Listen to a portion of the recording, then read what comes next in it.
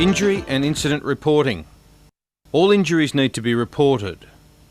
Notes should be kept no matter how minor the injury or incident. Incidents are categorised as minor or major. In most states, employers are required by law to send the relevant authorities, such as WorkCover, an accident report form. This form covers serious or major work-related injuries, illnesses or dangerous occurrences. All injuries, however minor, should be entered into an injury report, particularly if legal issues are to be raised. A register of injuries and first aid treatment should be kept at each workplace and records the name, address, age and occupation of the injured worker, the industry in which the person was working, the operation activity in which the person was engaged at the time of injury, the hour and date of injury or sickness occurred, a brief description of the type, cause and location of the injury and treatment given, the name of the first aid person in attendance, any referral for further treatment if required. The entry must be signed and dated by the person completing it. The register of injuries may be combined with other registers that need to be kept according to other legislation. In New South Wales, first aid records must be kept for 5 years from the date of the last entry. Major injuries or incidents involving several victims should follow the 4 W's technique. The 4 W's. When, where, what and who. Now let's break that up into each of the components. When means when did the incident occur. In describing when an incident occurred, you should use the date, the time and the day. You can use either the 24-hour clock or the 12-hour clock.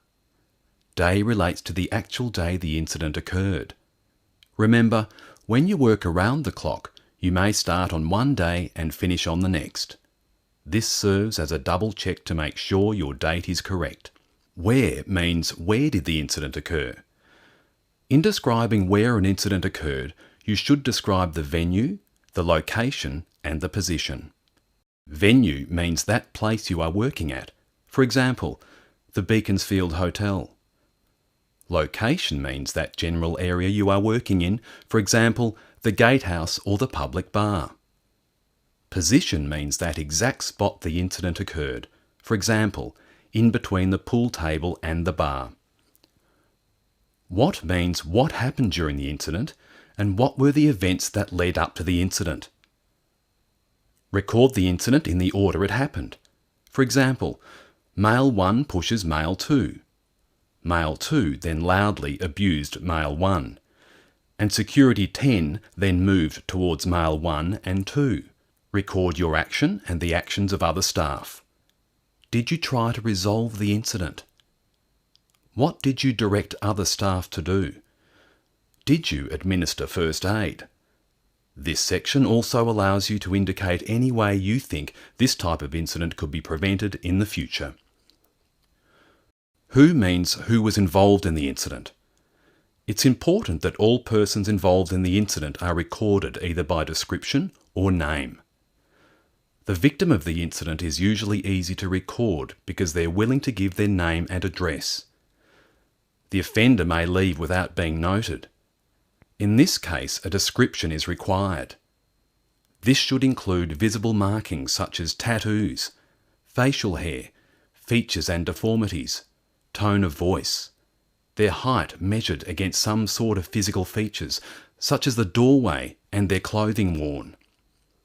Witnesses' names and addresses should be collected to establish the facts. Staff that are involved in any part of the incident should be recorded. Emergency services that are called to assist should be recorded. Police should be recorded by their badge number. Ambulance should be recorded by their CAB number, located above the right-hand side of the rear door. The fire brigade should be recorded by the badge number or incident number that is allocated to every job they attend. Security staff should be referred to by the number they're wearing or by their name and licence number. For example, 15 Brian Case, SC 1234575. Then when the details are recorded, you must sign off this way as well. Remember, this report may be made available to management, police, or produced in a court of law. Always do a practice copy first to eliminate mistakes.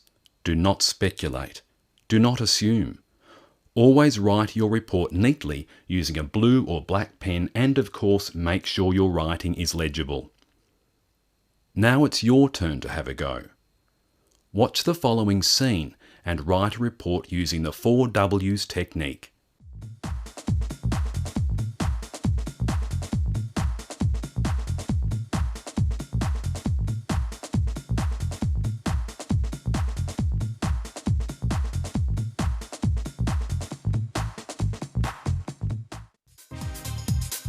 Evaluate own performance. Following any incident where you are required to use your first aid training, you should evaluate your performance to look for any ways you could improve and to be sure you've followed proper procedures. This will involve discussing your actions and the actions of others with your supervisor or manager and ambulance officers, paramedics, or medical and health workers involved in the incident. This will most likely be done in a debriefing session following the incident. This is a good time to raise any concerns you have with the way the issue was handled by yourself and others, and ask any questions on aspects you're unfamiliar with or have forgotten. Being involved in some incidents may result in a psychological impact. Witnessing a critical incident, especially involving a co-worker you may be close to, can be quite traumatic, and counselling may be required to help you deal with these events. You must be aware of the social and legal issues in regard to your duty of care. It is very important to be culturally aware and respectful when carrying out first aid procedures. Debriefing sessions are very important in improving your own skills and recognising your limitations. However, you must be mindful and respectful of the confidentiality issues that are involved with carrying out first aid procedures. Well, I hope you found this video interesting and informative. But remember, you must keep your first aid skills up to date. Good luck.